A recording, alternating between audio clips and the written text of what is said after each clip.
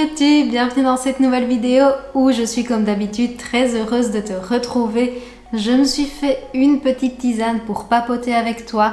Comme on est dimanche, j'avais très envie de te donner des petites idées d'inspiration pour prendre soin de toi.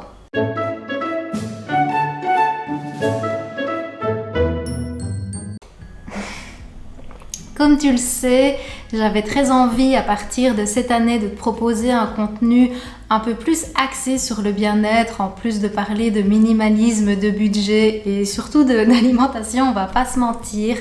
En général, quand on pense bien-être, on pense à se faire un bain chaud avec des boules de bain et voilà, ce genre de choses. Ici, j'avais envie d'aller un petit peu plus loin, de te proposer des choses plus axées pour toi, que tu peux mettre en pratique déjà à partir d'aujourd'hui vu qu'on est dimanche, mais que tu peux aussi mettre en pratique tout au long de la semaine parce que ce sont des choses très simples qui ne te demandent pas d'investissement, que tu ne dois pas planifier forcément hyper longtemps à l'avance. Donc du coup, on va démarrer tout de suite par le premier. La première chose, c'est de se concentrer sur soi. C'est le plus basique de mes conseils que je vais te donner aujourd'hui. Mais déjà, prendre le temps de te poser la question, est-ce que je vais bien? Est-ce que j'ai mal quelque part? Est-ce que j'ai faim? Est-ce que j'ai soif? Est-ce que j'ai envie de bouger? Est-ce que j'ai envie de me reposer? Quel est mon niveau d'énergie aujourd'hui? Juste prendre 5 minutes, te poser et te dire, ok, comment je me sens aujourd'hui? Vraiment orienter ton regard vers toi. On est tellement distrait dans nos mondes actuels, dans notre vie aussi familiale. On doit toujours bien faire, qu'on s'en oublie. Et là vraiment, je voudrais que tu prennes 5 minutes pour te concentrer sur toi. La deuxième chose qui est très bateau, mais pourtant tellement essentielle, c'est d'être bienveillant, bienveillante envers toi-même. Alors ça, c'est un exercice qui je sais peut être très dur, surtout si tu n'as pas l'habitude de le pratiquer. On a tendance beaucoup, quand on est surtout dans une phase un petit peu stressée, à se dévaloriser, à se dire « Ah ben non, de toute façon, j'en suis pas capable, j'y arriverai pas ». Alors que ben non, essaye plutôt de te concentrer sur le positif, sur tes capacités et s'affirmer aussi des choses sur soi. Les affirmations positives, c'est quelque chose qui, je te promets, change la vie. Prendre le temps de se concentrer sur ce que tu aimes chez toi, peut-être que c'est tes cheveux, peut-être que c'est tes yeux.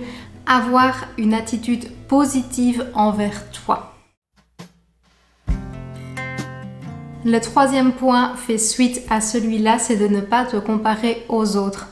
On est des milliards sur Terre et autant de milliards de personnes différentes avec des capacités différentes, avec des valeurs différentes et avec des envies différentes aussi. Donc ça ne sert à rien de te comparer face aux autres. Peut-être que tu vas regarder sur les réseaux une fille super musclée et que tu vas dire « Oh ben tiens, moi aussi je voudrais bien son physique ».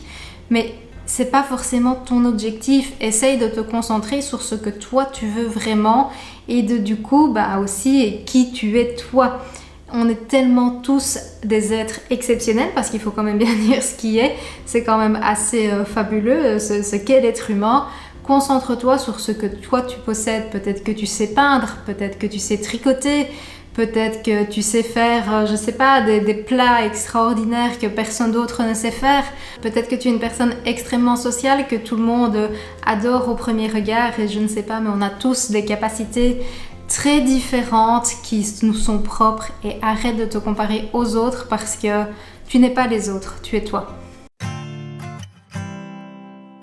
Un petit truc que je t'invite aussi à faire aujourd'hui, c'est de boire, de bien t'hydrater. Pourquoi? Eh bien parce que ton corps, je pense que je le répète assez souvent, mais est constitué majoritairement d'eau et que ton esprit et ton métabolisme ne seraient pas fonctionner correctement si tu lui apportes pas la chose la plus primordiale et la plus basique dont il a besoin. Avoir les idées claires, avoir le mouvement facile, avoir les fonctions métaboliques qui fonctionnent correctement, ça passe par boire de l'eau. Et ça ne doit pas aussi se passer en moment de stress. Ça, je parle en connaissance de cause parce que c'est en réalité, moi, tout ce que je viens de vivre cette semaine. Tu sais, le moment de rush, ah oui, c'est vrai, je dois boire, glou, glou, glou, hop, 2 secondes, c'est fait. Non, essayez de prendre vraiment le temps de respirer, de prendre conscience de ce que tu fais Ah oui, je bois, j'apporte de l'hydratation à mon corps, je suis en moment qui me fait du bien et respirer aussi parce que c'est très important. Tu peux également profiter de te faire un bon repas. Et quand je parle d'un bon repas, ça peut être de plein de manières. Soit tu te fais un repas nourrissant qui va apporter à ton corps des protéines, des fibres, des bonnes matières grasses, des bons glucides pour lui permettre de bien fonctionner. Bref, un repas complet et riche en plein de bonnes choses. Ou tu peux également décider de prendre du temps pour toi, pour te cuisiner quelque chose qui pour une fois te fait vraiment plaisir sans réfléchir à ce que ça remplisse toutes les cases de tes macros et le manger sans culpabilité parce que oui, l'alimentation c'est également fait d'équilibre, de repas complets et sains et de temps en temps de petits plaisirs. Ça peut être un cookies avec des pépites de chocolat que tu as réalisé, que tu vas acheter. Tu peux aussi aller manger à l'extérieur, au restaurant, pourquoi pas.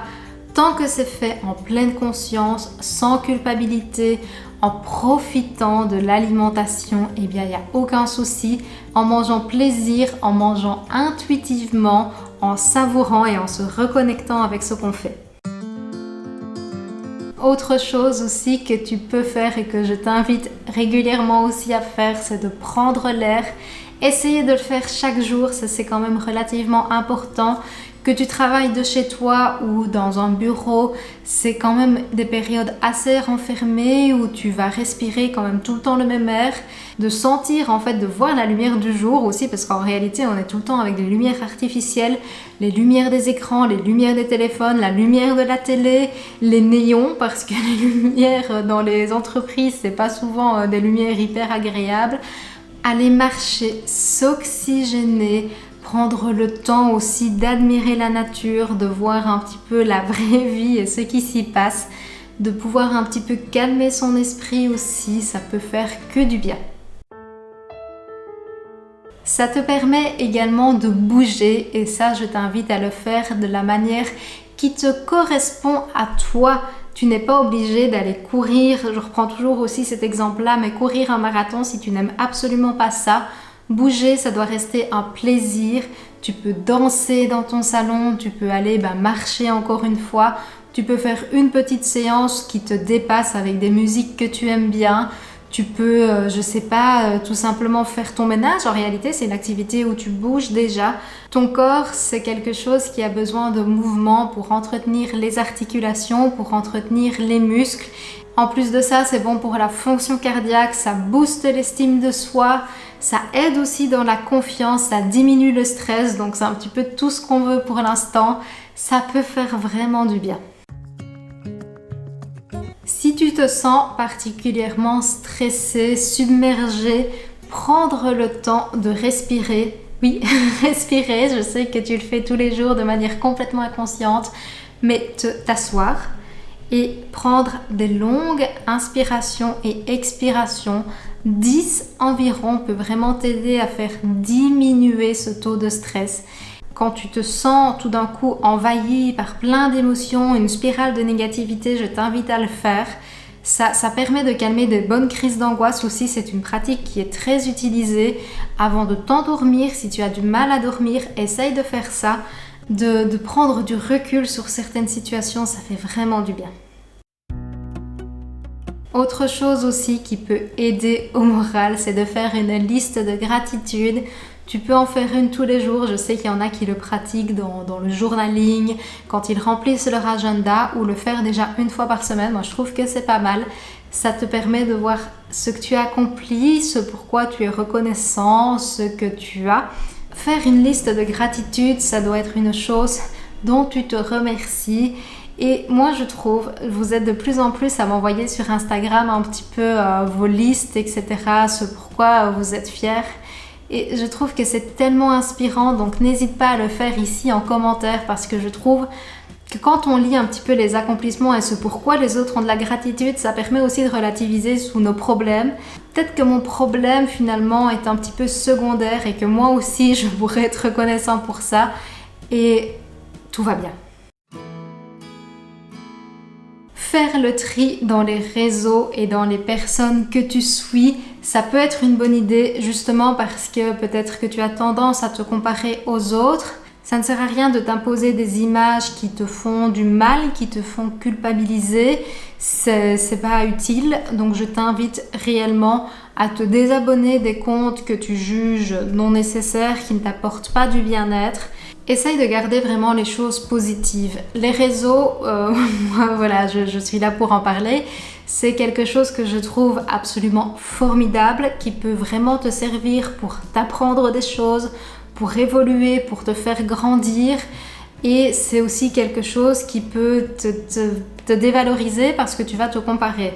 On passe tellement de temps maintenant connecté sur les plateformes, c'est pas pour se faire du mal. Et si tu planifiais aussi un moment spa? Alors je parle de le planifier parce que quand on ne planifie pas, on a tendance à le procrastiner, à dire qu'on n'a pas le temps. Donc déjà, on va le planifier pour être sûr qu'il soit réalisé. Et quand je te parle de faire un moment spa, je t'avais dit que je ne te donnerais pas de conseil de mettre une boule de bain et de rester dans ton bain de bulle hyper relax pendant des heures. Ici, je te parle plus de ralentir dans ta routine du soir, de prendre le temps et la conscience que tu mets peut-être une petite crème hydratante, que tu te laves les cheveux, que tu te douches. Reprendre conscience aussi du fait que tu prends soin de toi. Ça peut être très simple. Une douche, c'est simple, mais tu prends soin de toi quand tu le fais. Quand tu te brosses les dents, c'est pas censé durer 3 heures forcément, mais en tout cas, tu peux en prendre un petit peu plus conscience. Et tu peux également planifier un moment rien qu'à toi, 1 heure où tu vas prendre effectivement un bain chaud avec des huiles essentielles, avec un petit peu d'argile aussi dedans. Pourquoi pas, l'argile blanche, ça a des vertus un petit peu hydratantes. Tu peux mettre du sel d'Epsom, c'est très bon pour les muscles si tu as fait une bonne séance et que tu as envie d'un petit peu te détendre. Et ça peut faire vraiment du bien aussi de se concentrer sur soi.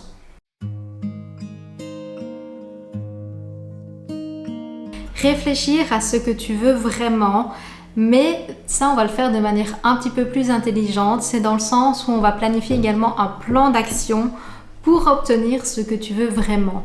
Parce que te dire, je sais pas, je voudrais partir, faire tel voyage parce que j'en rêve depuis toujours, mais si tu n'as pas de plan d'action, il y a quand même des chances que ça ne se réalise pas. Donc ce qu'on va faire, c'est qu'on va planifier ce voyage. C'est assez important pour les gros projets de pouvoir mettre ce genre de choses en place, des plans d'action, comme ça tu sais où tu vas et comment, et ça reste pas comme ça là dans un coin de ta tête en te disant oui un jour j'irai. Non, tu le planifies et comme ça tu es sûr que ça se réalisera. Tant qu'on est dans les listes, je t'invite également à définir tout ce qui te provoque du stress. On va donc essayer de voir, tiens, quand je suis dans telle situation, c'est ça qui me stresse. Ou peut-être que c'est le fait que tu procrastines le paiement d'une facture, l'encodage d'un formulaire, une recherche de quelque chose, je sais pas. Donc essaye de voir vraiment sur un papier toutes les choses qui te provoquent du stress. Si ce sont des choses à faire, je t'invite à les faire, comme ça tu ne les as plus dans la tête. Elles sont faites. Tu peux essayer aussi de voir les contextes qui sont évitables à l'avenir pour ne plus t'y retrouver ou en tout cas changer ton mode de vie pour ne plus être dans cette situation.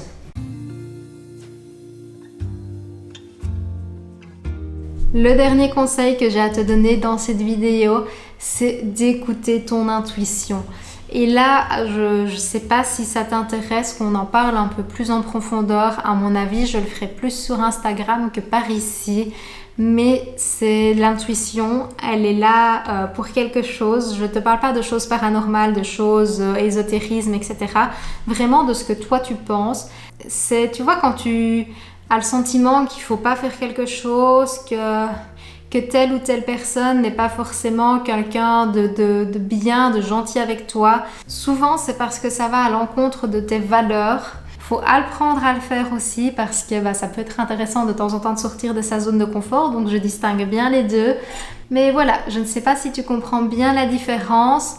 Si c'est pas le cas, n'hésite pas à me le mettre en commentaire, j'essaierai de le détailler un petit peu plus, mais j'espère en tout cas que ça a été clair et que ça pourra t'aider. J'espère sincèrement que cette vidéo t'a plu, qu'elle a pu te donner des petites idées pour prendre soin de toi aujourd'hui. N'hésite pas à me dire ce que tu vas mettre en pratique, ce à quoi tu n'avais pas pensé aussi et que tu vas peut-être décider à mettre en place cette semaine. Moi, je t'avoue que c'est une vidéo que j'ai décidé de mettre en place parce que je me suis sentie un petit peu stressée. J'ai quand même fait beaucoup de contenu, que ce soit pour YouTube ou pour Instagram. J'ai eu un peu de travail aussi sur le côté et je commence à travailler sur un projet aussi en plus dont je te parlerai très bientôt.